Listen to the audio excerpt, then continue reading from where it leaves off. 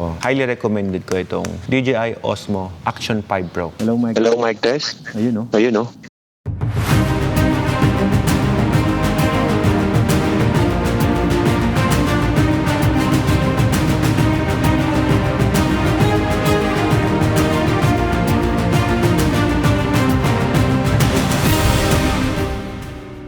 Hi guys, good morning. So ngayon, mag-set up tayo ng ating motovlogging camera na gagamitin natin sa ating Morocco ride. Siyempre, international yung ride. Kaya dapat medyo level up. No, hindi ako satisfied sa medyo. Dapat level up yung ating vlogging cameras na gagamitin. At siyempre, merong mga pinadalang gamit si Brother JM Mendoza. Balita ko, dyan sa Pro Gadget PH, padadalan din niya ako ng Osmo. I don't know kung bago daw yun eh. Parang giveaway daw niya sa akin yun. Kasi dahil sa, siyempre, kaibigan naman natin si Brother JM. At the same time, siyempre, bumili na rin ako ng drone sa kanya in return, syempre, para kumita naman yung tropa natin. Bumili rin tayo ng bagong DJI drone Mini 4 sa kanya. Syempre, lahat naman ng gamit ko, lahat yata Pro Gadget PH ang pinanggalingan. So if you're looking for a good quality gadgets and devices na gagamitin mo sa vlogging career mo, highly recommend ko si Brother JM Mendoza para sa kanyang kumpanya na Pro Gadget PH. Ito yung kanyang mga devices na nakuha ko sa kanya nung nakaraang linggo. Tagal na dito to. Ngayon ko lang i-unbox. Gusto ko yung quality na video, 4K, na hindi nababawasan yung quality kasi YouTuber nga tayo. Madaming mga na-try ako na cameras. Kumbaga, nagsubok din naman ako ng ibang brand. Pero highly recommended ko itong DJI Osmo Action 5 Pro. Kaya naman, i-unbox ko na siya para magamit natin sa ating ride abroad. So, meron din tayong nabibiling shoe. Cold shoe na tinatawag for extension. At ito naman guys, controller to. Para yung pag nag-ride ka sa motorbike mo, hindi ka nagbibitaw palagi ng kamay. So mas safety kasi yon. Siyempre kapag off-road yung hawak mo, di ba? Dapat naka-stable kang ganyan. Hindi yung punta ka pa dito para i-on. So, ito na yung gagamitin nating pang-on. Ilalagay natin to sa mismong handlebar. Para dito na ako magpipindot ng on and off sa mga action cameras natin. Tsaka yung camera mo, kahit malayo, nandun sa part na yon, pwede mo siyang ma-on and off using this device. So, very good tong innovation ng DJI na to. Ito, mini mic na gamit natin. Ito, lahat to galing to sa Pro Gadget PH. Pakita ko naman sa inyo yung mga helmet na gagamitin natin sa ating international na ride. Yan, grabing paghahanda yan. So si Mrs. Max, ito yung pinadala sa kanya ng Climb. Parang lahat yata ng gamit ni Mrs. ay ito yung brand na pinapadala sa kanya. Ako naman, ang brand ko naman ngayon guys. So, gagamitin natin dito ang Shoei. Siguro ito yung mapapadalas na suot ko ngayon. So yung mga intercoms ko na to, kabilaan yan, no? 6 na piraso. So papaltan ko na to. Upgrade tayo to Sena. So ito guys, ito yung bago nating vlogging helmets na gagamitin natin. Tignan nyo, yung color ng Alfred Watermax nandyan pa rin. At pinakabitan na rin natin ng Sena intercom. Nagpalagay na rin ako ng, ito yung pin lock. Ang presyo nito ay affordable lamang. 37,000 lamang yan. Ang gusto ko sa kanya guys, hindi siya masyadong malaki yung shell. Di ba? Siyempre may gusto ko at ayaw ko, no? Si Shoei kasi, wala siya yung mga dual lens. Just like yung gamit ni Mrs., wala rin siyang dual lens. Yun lang naman ang ayaw ko dito. Pero all in all, siyempre, gusto ko pa rin siyang gamitin kasi yung shell niya ang liit, ang gaan. Namili tayo ng gear natin sa Moto Market. So ito lahat ang pinamili natin. Ito, yung O'Neill, pang off-road natin yan. 3 layer din siya. Okay? Pag nag-ride ka kasi abroad, dapat ganito yung mga gamit mo. So, meron siyang kapote at may pang winter din. Sorry kasi yung gamit kong pinang-ride ko abroad, ang bili ko doon is 180,000 pesos yung isang set. Yung isang ganito, 180,000 pesos. Samantalang ito, guys, this is 19,990.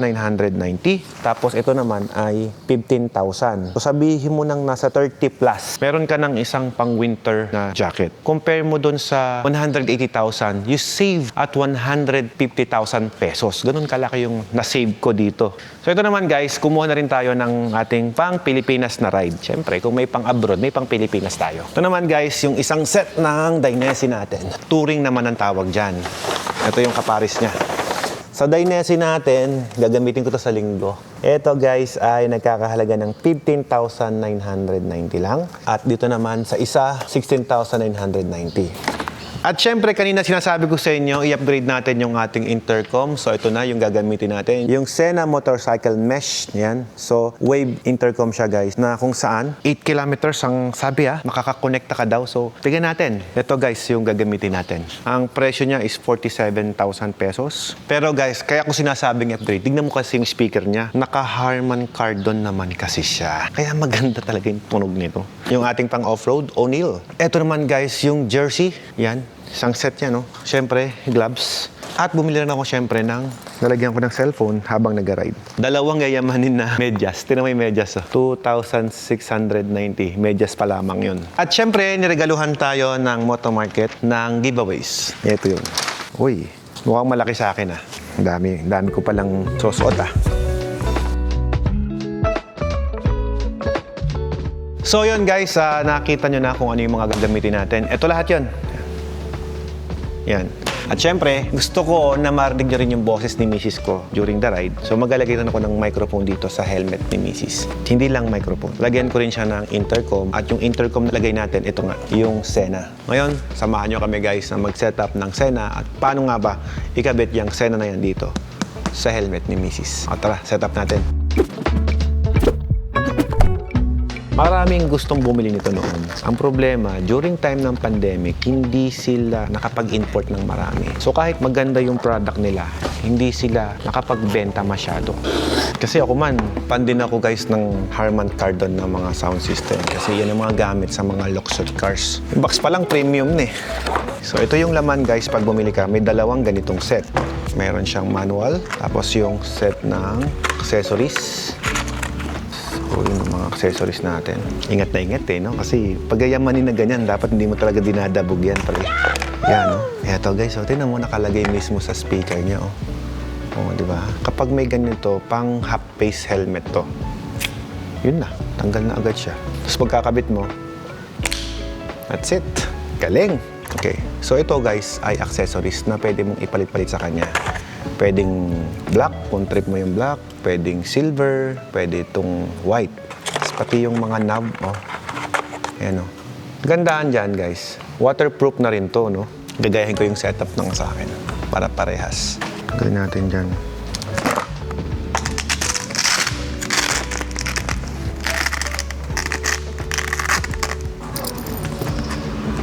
So, medyo mahaba yung kanyang lock. So, medyo sigurado, medyo mahirap ipasok to. Tapos ito, i-shoot natin dito sa allowance na to.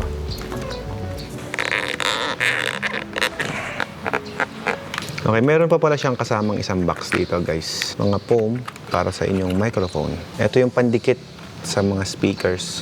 So, guys, nakita nyo, pinalusot ko rito yung wire, tsaka ko inipit para sakto siya doon, Malinis lang. Ngayon, tatago ko na lang tong kable niya.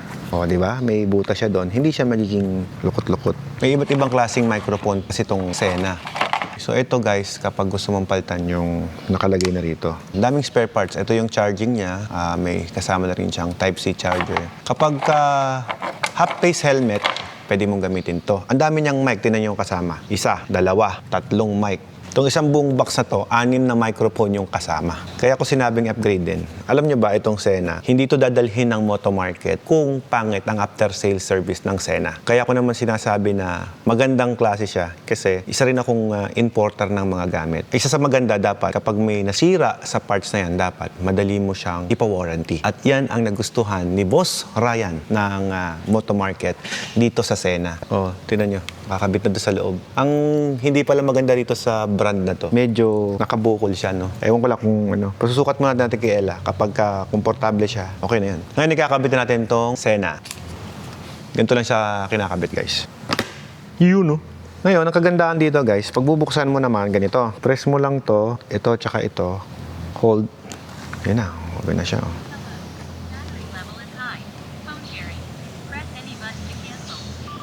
Ayun. Tapos, tignan nyo, connecting na agad siya. Ito, on natin siya. Ngayon, yung kulay na yan, nagbabago yan. Connected na agad siya, ang bilis. Pwede ko siyang i-connecta using this app, itong Sena. Connected na siya agad. So, ito yung Bluetooth naman niya. Pwede kong press yan, tapos i-pair natin. Okay, pag manual connection, ito. Ayun, connected na agad. Hello? Hello? Volume? Volume high? Tapos may ilaw siya. O, pag may hinahanap kang gamit dyan. Oh. Galing. Hello, Mike. Hello, mic test. Ayun, oh. Ayun, oh. Kamusta yung audio natin dyan, guys?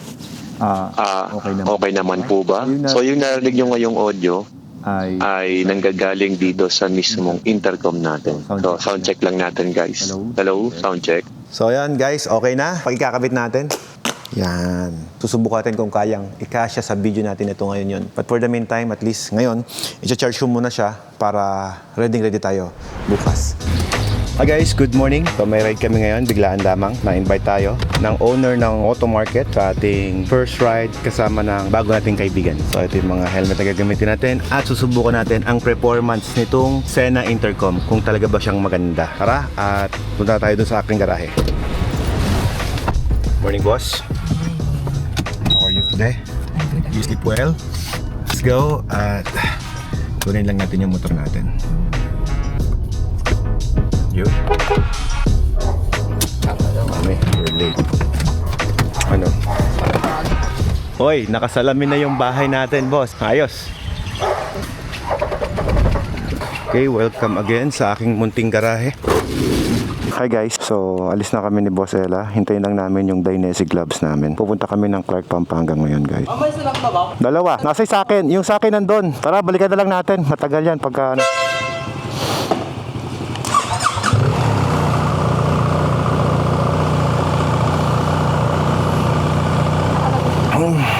Okay, let's go.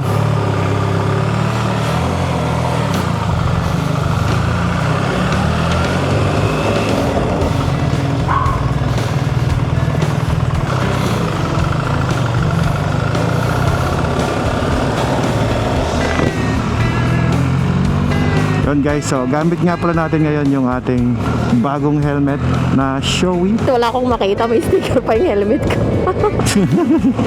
Ikaw magtatanggal niya, no? Tanggalin mo na. Loko ka, bakit ganyan? Dapat tinanggal mo na rin. Ayun. Practice ride mo yan eh. And speaking of, dahil may harang yung helmet mo, mami, may gagawin akong experiment dyan. Ang experiment natin dyan, papalagyan ko ng PPF itong mga helmets natin at susubukan natin ngayon kung okay ba siya naka-PPF at hindi ba siya mag-beblare once na kinabitan natin siya ng PPF sa ating lens. Kasi yun ang isa sa dapat nating malaman, no?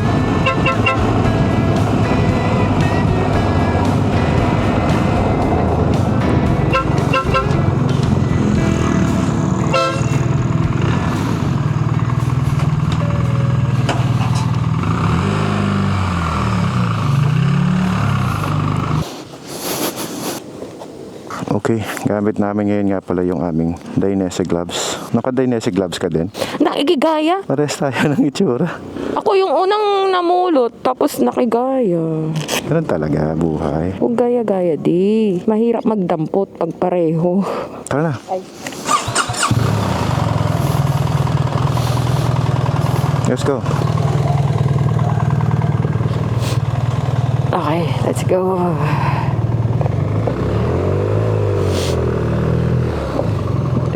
Ayusin ko yung sticker mo sa helmet. Hindi maganda. Tanggalin mo na lang. Hindi maganda talaga eh. Tanggalin ko na lang. Hindi siya maganda. Bye-bye!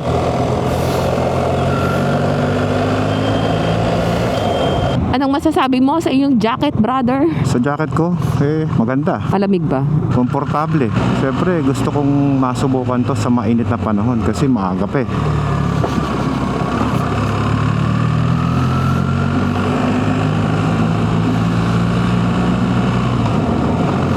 Ayun guys, shoutout nga pala sa Pro Gadget PH, no? Dahil sa magandang aking motovlogging setup ngayon. Yung aking microphone na narinig nyo ngayon ay yan po, yung nasa harap na yan. At yung microphone naman ni Mrs. Max. Mami, salta ka. Yan, galing dyan sa kanya. So may mga point of view kayong makikitang ganyan. So yun yung medyo kakaiba sa setup natin sa ngayon.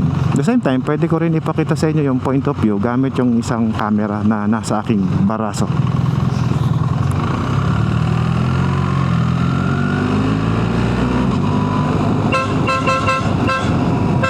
Bakit kagrupo natin, mga brat. Papunta sila ng Dingalan eh. Kamustahin ko na rin kaya sila. Late ka na nga, sabi mo, di ba? Oo nga, late na ako. Tara na.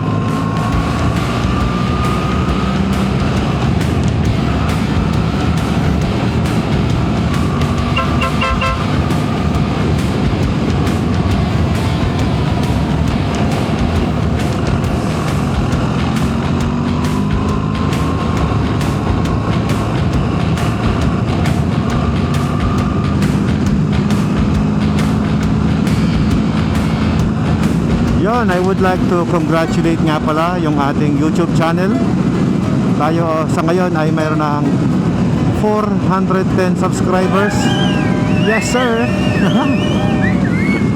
Nakakatuwa guys kasi na-reach natin yung milestone na yan, and looking forward ako na sana ay this year maabot natin yung 1 million, no? Sige, kahit 500 lang muna.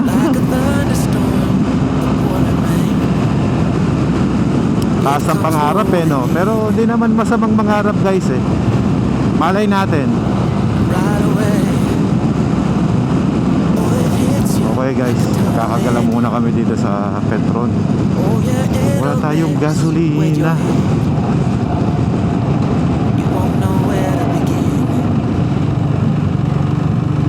Karga tayo ng Blaze. Oh.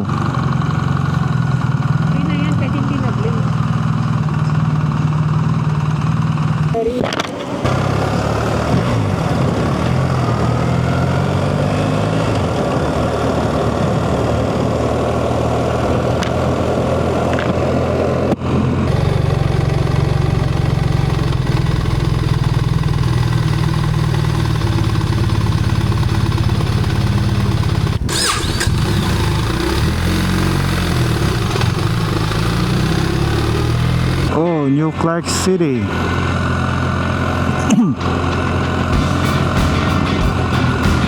Papuntang airport pala eh.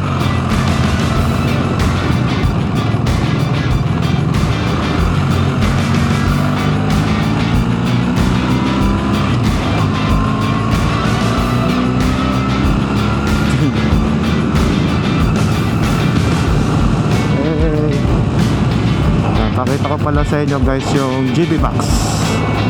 GB Max na takbag. Yan o.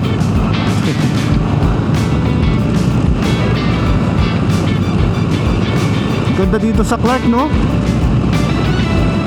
Ang linis. Oh.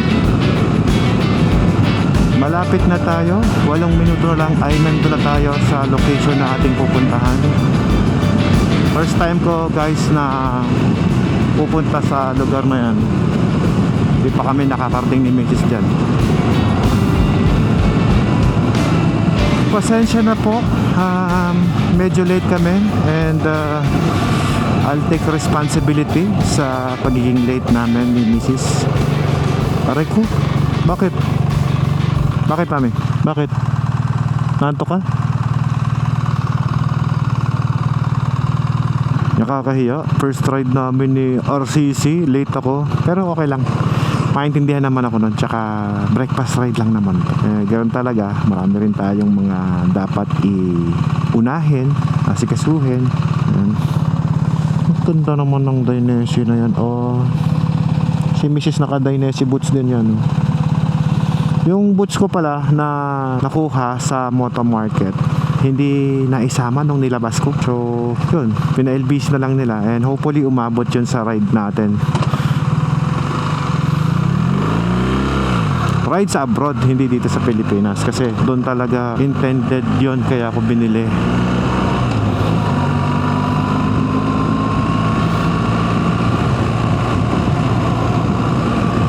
Dito mo supposed to be makikita kung ano yung mga upcoming na ride. So pag magsa-sign up yung rider mo, for example ito, gusto nila mag-join. Okay. Pipindutin nila sign up here.